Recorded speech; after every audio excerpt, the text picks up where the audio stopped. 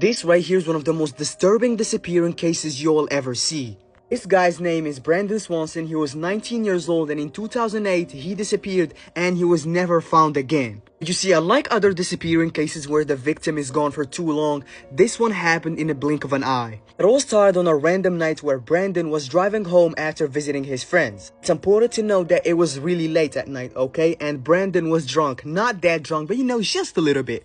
Despite his drunkenness, he was driving, okay? His body was functioning and everything was normal until the clock hit 1 a.m. Shit, around 1:15 a.m., Brandon accidentally drove his car into a ditch. And looking at the position of the car, he's not getting that shit back, at least not by himself. This is where Brandon decided to do a little test to see how messed up things are. He was like, okay, first of all, the car, it's not that damaged. He definitely fucked the front, but it's okay. Himself, he's okay, he's not injured. So he decided to stay calm and immediately called his parents. From now on, I need you to focus on every detail because everything matters. So, when Brandon crashed the car, he decided to call his parents, not police, his parents, which is a respectable choice. And the call, him and his parents, lasted 47 minutes. First of all, in that call, he would explain to his parents what happened to him and the car, and then he told them that he sees lights from very far. When he saw these lights, he assumed that he's near a city called Lind in Minnesota, so he told his parents to go there. That was his first mistake because the city he's talking about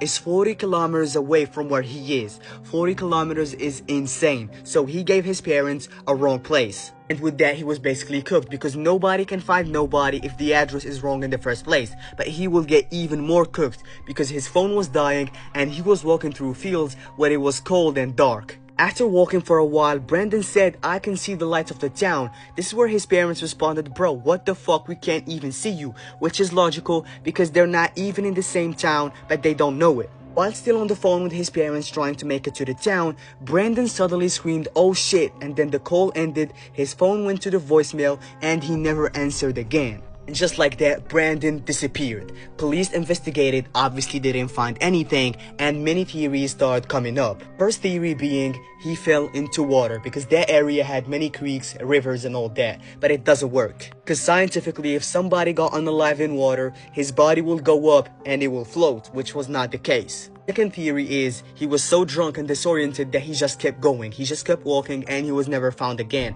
That doesn't explain the oh shit he said and the call suddenly ending. The third one, and the most logical in my opinion, he encountered something unexpected. Because saying oh shit as his last word, meaning that he got surprised, either by falling, encountering an animal, encountering somebody, or realizing that he was in trouble. Again, those are just theories and we'll never know what truly happened to him.